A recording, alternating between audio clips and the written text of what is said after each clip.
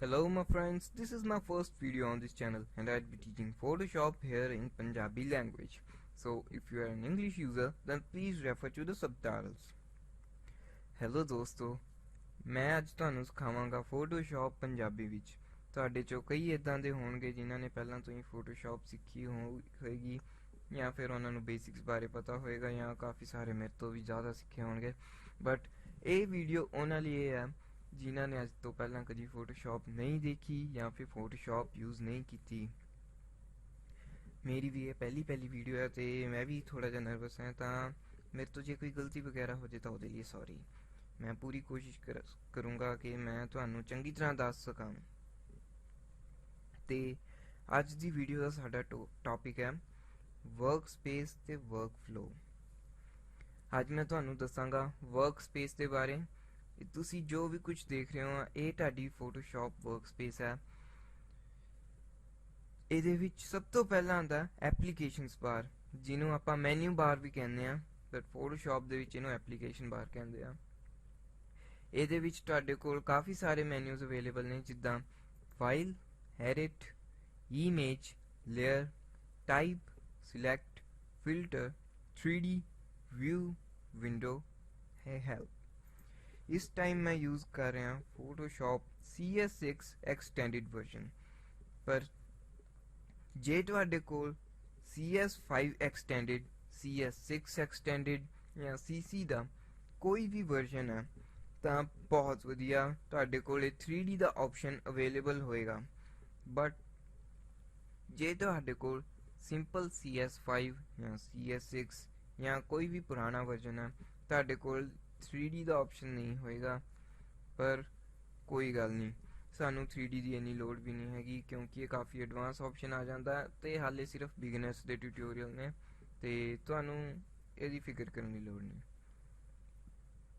ਦੂਸਰਾ ਸਾਡੇ ਕੋਲ ਆ ਜਾਂਦਾ ਵਰਕ ਸਪੇਸ ਫੀਚਰ।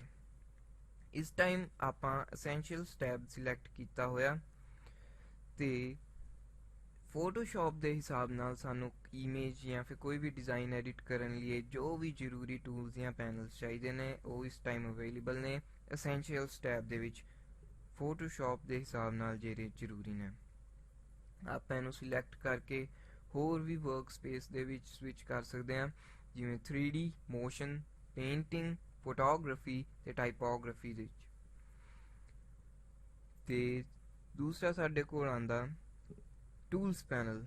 ਇਹਦੇ ਵਿੱਚ ਸਾਡੇ ਕੋਲ ਕਾਫੀ ਸਾਰੇ ਟੂਲਸ ਅਵੇਲੇਬਲ ਨੇ ਜਿਹੜੇ ਕਿ ਸਾਨੂੰ ਐਡੀਟਿੰਗ ਕਰਨ ਲਈ ਬਹੁਤ ਹੈਲਪ ਕਰਦੇ ਨੇ। ਤੇ ਚੌਥਾ ਸਾਡੇ ਕੋਲ ਆ ਗਿਆ ਹੁਣ ਕੰਟਰੋਲ ਪੈਨਲ। ਇਹਨੂੰ ਆਪਾਂ ਫੋਟੋਸ਼ਾਪ ਦੇ ਵਿੱਚ ਆਪਸ਼ਨਸ ਬਾਰ ਦੇ ਨਾਮ ਨਾਲ ਵੀ ਜਾਣਦੇ ਹਾਂ। ਤੁਸੀਂ ਦੇਖ ਸਕਦੇ ਹੋ ਕਿ ਮੈਂ ਇੱਥੇ ਜਿੱਦਾਂ ਟੂਲਸ ਦੇ ਵਿੱਚ ਸਵਿਚ ਕਰ ਰਿਹਾ ਤਾਂ ਉੱਪਰ ਸਾਡਾ ਕੰਟਰੋਲ ਪੈਨਲ ਜਾਂ ਆਪਸ਼ਨਸ ਬਾਰ ਉਹ ਵੀ ਚੇਂਜ ਹੋ ਰਿਹਾ। ਆਪਾਂ ਆਪਸ਼ਨਸ ਬਾਰ ਦੇ ਵਿੱਚ ਸਿਲੈਕਟ ਕਰ ਸਕਦੇ ਹਾਂ ਕਿ ਕਿਸ ਤਰ੍ਹਾਂ ਸਾਡਾ ਟੂਲ ਵਰਕ ਕਰੇਗਾ।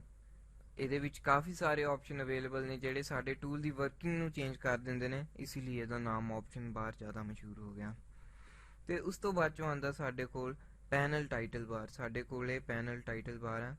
ਸਾਡੇ ਕੋਲ ਕਾਫੀ ਸਾਰੇ ਪੈਨਲਸ ਵੀ ਅਵੇਲੇਬਲ ਹੁੰਦੇ ਨੇ ਜਿਹਦੇ ਨਾਲ ਕਿ ਆਪਾਂ ਆਪਣੇ ਵਰਕ ਨੂੰ ਐਡਿਟ ਕਰ ਸਕਦੇ ਹਾਂ, ਉਹਦੇ ਤੇ ਸੈਟਿੰਗਸ ਅਪਲਾਈ ਕਰ ਸਕਦੇ ਹਾਂ। ਤੇ ਸਾਡਾ ਜਿਹੜਾ ਪੈਨਲ ਟਾਈਟਲ ਬਾਰ ਹੈ ਇਹਦੀ ਕਸਟਮਾਈਜ਼ੇਸ਼ਨ ਲਈ ਯੂਜ਼ ਹੁੰਦਾ। ਸਾਡੇ ਕੋਲ ਇੱਥੇ ਇੱਕ ਬਟਨ ਅਵੇਲੇਬਲ ਹੈ ਜਿਹਨੂੰ ਆਪਾਂ ਕਹਿ ਦਿੰਦੇ ਹਾਂ ਕੋਲੈਪਸ ਟੂ ਆਈਕਨਸ ਬਟਨ। ਇਹਦੇ ਨਾਲ ਕਿ ਆਪਾਂ ਪੈਨਲਸ ਨੂੰ ਛੋਟਾ ਜਾਂ ਫਿਰ ਐਕਸਪੈਂਡ ਵੀ ਕਰ ਸਕਦੇ ਹਾਂ। ਇਹਦੇ ਨਾਲ ਕੀ ਹੈ ਸਾਡੇ ਵਰਕ ਏਰੀਆ ਤੇ ਕਾਫੀ ਇਫੈਕਟ ਪੈਂਦਾ, ਕਿਉਂਕਿ ਸਾਡਾ ਜਿਹੜਾ ਪੈਨਲ ਦੀ ਜਗ੍ਹਾ ਘੇਰੀ ਹੋਈ ਹੈ ਉਹ ਸਾਡੇ ਵਰਕ ਏਰੀਆ ਤੇ ਕਾਫੀ ਇਫੈਕਟ ਕਰਦੀ ਆ। ਜਿਵੇਂ ਤੁਸੀਂ ਦੇਖੋ ਆਪਾਂ ਇਸ ਲਾਈਨ ਤੋਂ ਇਹਨੂੰ ਡਰੈਗ ਕਰਕੇ ਜੇ ਵੱਡਾ ਵੀ ਕਰ ਸਕਦੇ ਹਾਂ, ਬਟ ਜਿਸ ਤਰ੍ਹਾਂ ਆਪਾਂ ਆਪਣੇ ਪੈਨਲਸ ਵੱਡੇ ਕਰਾਂਗੇ ਸਾਡਾ ਵਰਕ ਏਰੀਆ ਕਾਫੀ ਛੋਟਾ ਹੋ ਜਾਏਗਾ। ਇਸ ਲਈ ਜ਼ਿਆਦਾਤਰ ਆਪਾਂ ਇਹਨੂੰ ਇੰਨਾ ਹੀ ਰੱਖਣ ਦੀ ਕੋਸ਼ਿਸ਼ ਕਰਦੇ ਹਾਂ। ਤੇ ਉਸ ਤੋਂ ਬਾਅਦ ਸਾਡੇ ਕੋਲ ਇਸ ਟਾਈਮ ਦੋ ਟੈਬਸ ਅਵੇਲੇਬਲ ਨੇ ਕਿ ਜਿਸ ਦੇ ਵਿੱਚ ਆਪਾਂ ਆਪਣੇ ਪੈਨਲਸ ਐਡਜਸਟ ਕੀਤੇ ਹੋਏ ਆ।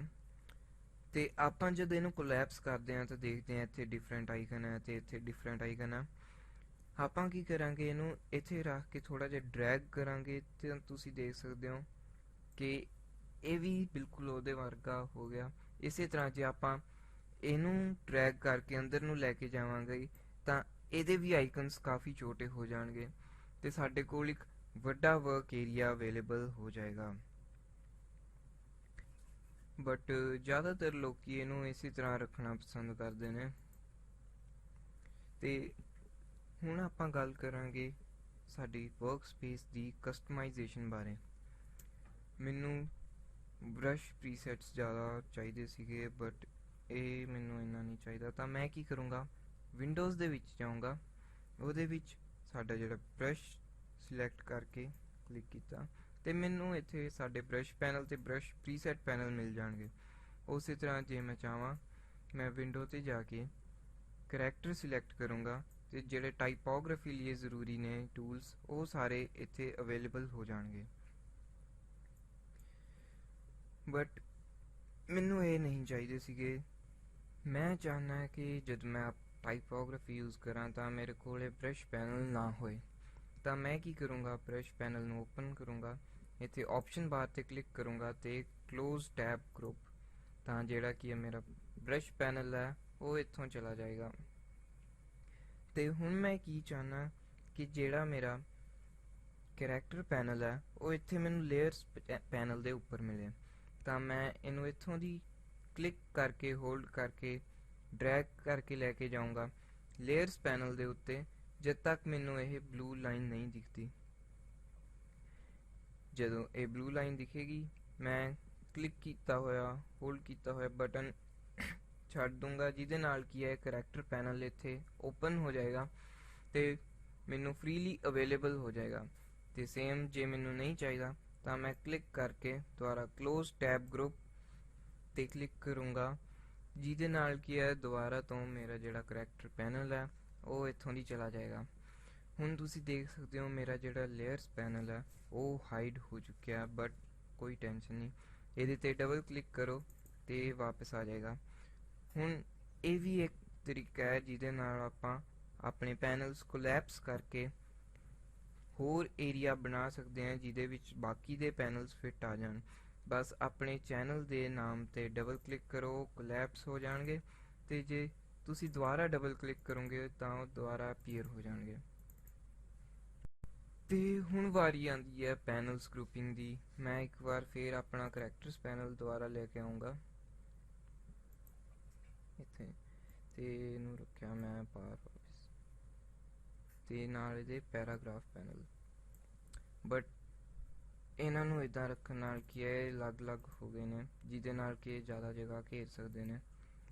ਤਾਂ ਮੈਂ ਕੀ ਕਰੂੰਗਾ, ਇਹਨਾਂ ਨੂੰ ਦੁਬਾਰਾ ਤੋਂ ਡਰੈਗ ਕਰਕੇ ਹੋਲਡ ਕੀਤਾ ਜਦੋਂ ਇੱਥੇ ਬਲੂ ਕਲਰ ਦਾ ਬਾਕਸ ਨਹੀਂ ਬਣਿਆ ਹੁੰਦਾ। ਬਲੂ ਕਲਰ ਦੇ ਬਾਕਸ ਦਾ ਮਤਲਬ ਹੈ ਕਿ ਜਿਸ ਪੈਨਲ ਦੇ ਉੱਤੇ ਮੈਂ ਡਰੈਗ ਕਰ ਰਿਹਾ ਇਹ ਉਹਦੇ ਨਾਲ ਹੀ ਗਰੁੱਪ ਹੋ ਜਾਏਗਾ, ਮਤਲਬ ਇੱਕ ਪੂਰਾ ਗਰੁੱਪ ਬਣ ਜਾਏਗਾ। ਤੇ ਜੇ ਮੈਂ ਇਹਨੂੰ ਸਿਲੈਕਟ ਕਰਕੇ ਰੱਖਾਂ ਤਾਂ ਇੱਥੇ ਮੈਂ ਇਹਨਾਂ ਦੇ ਵਿੱਚ ਸਵਿਚ ਕਰ ਸਕਦਾ, ਮੈਨੂੰ ਅਲੱਗ-ਅਲੱਗ ਗਰੁੱਪ ਬਣਾਉਣ ਦੀ ਲੋੜ ਨਹੀਂ। ਗਰੁੱਪਿੰਗ ਦਾ ਕੀ ਫਾਇਦਾ ਹੈ, ਜੇ ਤੁਸੀਂ ਆਪਣੇ ਪੈਨਲਸ ਮੂਵ ਕਰਨੇ ਹੋਣ ਜਾਂ ਫਿਰ ਕਲੋਜ਼ ਕਰਨੇ ਹੋਣ ਤਾਂ ਇਹ ਇਕੱਠੇ ਗਰੁੱਪ ਦੇ ਵਿੱਚ ਕਲੋਜ਼ ਜਾਂ ਮੂਵ ਹੋ ਜਾਣਗੇ। ਤਾਂ ਇਹ ਫਾਇਦਾ ਸੀਗਾ ਗਰੁੱਪਿੰਗ ਜਾਂ ਕਲੋਜ਼ਿੰਗ ਦਾ। ਤੇ ਹੁਣ ਆਪਾਂ ਐਗਜ਼ਾਮਪਲ ਲੈਂਦੇ ਆ ਕਿ ਮੈਂ ਕਰੈਕਟਰ ਯੂਜ਼ ਕਰਨੇ ਆ, ਮੈਂ ਬ੍ਰਸ਼ ਯੂਜ਼ ਕਰਨੇ ਆ ਜਾਂ ਕੋਈ ਹੋਰ ਪੈਨਲ ਯੂਜ਼ ਕਰਨਾ ਤੇ ਮੈਨੂੰ ਬਾਰ-ਬਾਰ ਜ਼ਰੂਰਤ ਪਏਗੀ। ਬਟ ਮੈਂ ਅਸੈਂਸ਼ੀਅਲਸ ਆਪਣੇ ਵਰਕ ਸਪੇਸ ਨੂੰ ਖਰਾਬ ਨਹੀਂ ਕਰਨਾ, ਮੈਂ ਉਹਨੂੰ ਉੱਦਾਂ ਹੀ ਰੱਖਣਾ। ਤਾਂ ਮੈਂ ਕੀ ਕਰੂੰਗਾ, ਨਿਊ ਵਰਕ ਸਪੇਸ 'ਚ ਜਾਊਂਗਾ ਤੇ ਇੱਕ ਨਵੀਂ ਵਰਕ ਸਪੇਸ ਬਣਾਉਂਗਾ ਜਿਹਦਾ ਮੈਂ ਨਾਮ ਰੱਖ ਦਿੰਨਾ JASMET, ਮੇਰਾ ਨਾਮ ਜਸਮੀਤ, ਤੇ ਸੇਵ। ਇੱਥੇ ਕੀਬੋਰਡ ਸ਼ਾਰਟਕਟਸ ਤੇ ਮੈਨੂ ਵੀ ਹੈ, ਮਤਲਬ ਜੇ ਮੈਂ ਕੋਈ ਕੀਬੋਰਡ ਸ਼ਾਰਟਕਟਸ ਜਾਂ ਫਿਰ ਮੈਨੂ ਦੇ ਵਿੱਚ ਚੇਂਜ ਕੀਤੇ ਆ ਤਾਂ ਉਹ ਵੀ ਮੈਂ ਆਪਣੀ ਇਸ ਨਵੀਂ ਵਰਕ ਸਪੇਸ ਦੇ ਵਿੱਚ ਸੇਵ ਕਰ ਸਕਦਾ। ਇਹਦਾ ਕੀ ਫਾਇਦਾ ਹੈ, ਜੇ ਮੈਂ ਐਸੈਂਸ਼ੀਅਲਸ ਨੂੰ ਚੇਂਜ ਕਰਕੇ ਇਦਾਂ ਹੀ ਕਲੋਜ਼ ਕਰਦਾ ਤਾਂ ਹੋ ਸਕਦਾ ਹੈ ਕਿ ਮੇਰੇ ਕੀਤੇ ਹੋਏ ਚੇਂਜਸ ਸੇਵ ਨਾ ਹੋਣ, ਮੈਨੂੰ ਬਾਰ-ਬਾਰ ਦੁਬਾਰਾ ਤੋਂ ਉਹੀ ਪੈਨਲਸ ਖੋਲ੍ਹਣੇ ਪੈਣ। ਲੇਕਿਨ ਹੁਣ ਜੇ ਮੈਂ ਨਵੀਂ ਆਪਣੀ ਵਰਕ ਸਪੇਸ ਬਣਾ ਕੇ ਸੇਵ ਕਰਤੀ, ਮੈਂ ਜਦੋਂ ਵੀ ਜਸਮੀਤ ਤੇ ਕਲਿੱਕ ਕਰਾਂ ਤਾਂ ਇਹ ਸੇਮ ਟੂ ਸੇਮ ਮੇਰੇ ਕੋਲ ਵਰਕ ਸਪੇਸ ਬਣੀ ਹੋਈ ਸਾਹਮਣੇ ਆ ਜਾਏਗੀ। ਬਟ ਮੈਂ ਚਾਹੁੰਦਾ ਜਿਹੜੀ ਮੇਰੀ ਐਸੈਂਸ਼ੀਅਲਸ ਵਰਕਸਪੇਸ ਹੈ ਦੁਬਾਰਾ ਤੋਂ ਉਸੇ ਤਰ੍ਹਾਂ ਹੋ ਜਾਏ। ਤਾਂ ਮੈਂ ਕੀ ਕਰੂੰਗਾ, ਐਸੈਂਸ਼ੀਅਲਸ ਤੇ ਕਲਿੱਕ ਕਰੂੰਗਾ ਤੇ ਰੀਸੈਟ ਐਸੈਂਸ਼ੀਅਲਸ, ਜਿਹਦੇ ਨਾਲ ਕੀ ਆ, ਜਿਸ ਤਰ੍ਹਾਂ ਦੀ ਮੈਨੂੰ ਸ਼ੁਰੂ ਦੇ ਵਿੱਚ ਆਪਣੀ ਐਸੈਂਸ਼ੀਅਲਸ ਵਰਕਸਪੇਸ ਮਿਲੀ ਸੀ ਇਹ ਦੁਬਾਰਾ ਉਸੇ ਤਰ੍ਹਾਂ ਦੀ ਬਣ ਜਾਏਗੀ। ਹੋ ਸਕਦਾ ਹੈ ਕਿ ਮੈਂ ਕਾਫੀ ਸਾਰੀ ਵਰਕਸਪੇਸ ਬਣਾਈ ਹੋਏ ਤੇ ਮੈਨੂੰ ਉਹਦੀ ਜ਼ਰੂਰਤ ਵੀ ਨਾ ਹੋਏ, ਤਾਂ ਮੈਂ ਉਸ ਨੂੰ ਰਿਮੂਵ ਵੀ ਕਰ ਸਕਦਾ। ਬਸ ਦੁਬਾਰਾ ਤੋਂ ਆਪਣੇ ਵਰਕਸਪੇਸ ਫੀਚਰ ਤੇ ਜਾ ਕੇ ਡਿਲੀਟ ਵਰਕਸਪੇਸ ਸਿਲੈਕਟ ਕੀਤਾ ਤੇ ਇੱਥੋਂ ਦੀ ਡ੍ਰੌਪ ਡਾਊਨ ਮੈਨੂ ਚੋਂ ਸਿਲੈਕਟ ਕਰ ਲਈ ਕਿ ਮੈਂ ਕਿਹੜੀ ਵਰਕਸਪੇਸ ਡਿਲੀਟ ਕਰਨੀ ਆ। ਤੇ ਇੱਥੇ ਤੁਸੀਂ ਦੇਖ ਸਕਦੇ ਹੋ ਇਸ ਟਾਈਮ ਐਸੈਂਸ਼ੀਅਲਸ ਵਰਕਸਪੇਸ ਐਕਟਿਵ ਹੈ, ਤਾਂ ਉਹ ਐਸੈਂਸ਼ੀਅਲ ਵਰਕਸਪੇਸ ਮੈਂ ਰਿਮੂਵ ਨਹੀਂ ਕਰ ਸਕਦਾ, ਜਿਹਦੇ ਨਾਲ ਕੀ ਹੈ ਜਿਹੜੀ ਮੇਰੀ ਐਗਜ਼ਿਸਟਿੰਗ ਵਰਕਸਪੇਸ ਹੈ, ਜਿਹੜੀ ਹੋ ਸਕਦਾ ਮੇਰੇ ਲਈ ਜ਼ਰੂਰੀ ਹੈ, ਉਹ ਖਰਾਬ ਨਹੀਂ ਹੋਏਗੀ। ਤਾਂ ਮੈਂ ਬਸ ਕੀ ਕਰਨਾ ਹੈ, ਆਪਣੀ ਕਸਟਮ ਵਰਕਸਪੇਸ ਤੇ ਕਲਿੱਕ ਕਰਨਾ ਤੇ ਡਿਲੀਟ ਯੈਸ, ਤੇ ਇਹ ਇੱਥੋਂ ਦੀ ਡਿਲੀਟ ਹੋ ਜਾਏਗੀ ਤੇ ਬਿਲਕੁਲ ਉਦਾਂ ਹੀ। ਤਾਂ ਇਹ ਸੀਗਾ ਸਾਡਾ ਅੱਜ ਦਾ ਟਿਊਟੋਰੀਅਲ ਵਰਕਸਪੇਸ ਤੇ ਵਰਕਫਲੋ ਤੇ। ਹੋਪ ਤੁਹਾਨੂੰ ਇਹ ਚੰਗਾ ਲੱਗਿਆ ਹੋਵੇਗਾ। ਜੇ ਮੇਰੇ ਤੋਂ ਕੋਈ ਗਲਤੀ ਵਗੈਰਾ ਹੋ ਗਈ ਹੋਏ ਜਾਂ ਤੁਹਾਡੇ ਕੋਲ ਇਸ ਵੀਡੀਓ ਦੇ ਬਾਰੇ ਕੋਈ ਸੁਜੈਸ਼ਨਸ ਹੋਣ ਤਾਂ ਪਲੀਜ਼ ਕਮੈਂਟ ਬਾਕਸ ਦੇ ਵਿੱਚ ਕਮੈਂਟ ਕਰਿਓ ਤੇ ਪਲੀਜ਼ ਸਬਸਕ੍ਰਾਈਬ ਕਰਨਾ ਨਾ ਭੁੱਲਿਓ, ਕਿਉਂਕਿ ਅੱਗੇ ਹੋਰ ਵੀ ਕਾਫੀ ਵਧੀਆ ਟਿਊਟੋਰੀਅਲਸ ਆ ਰਹੇ ਨੇ। ਤਾਂ ਥੈਂਕ ਯੂ।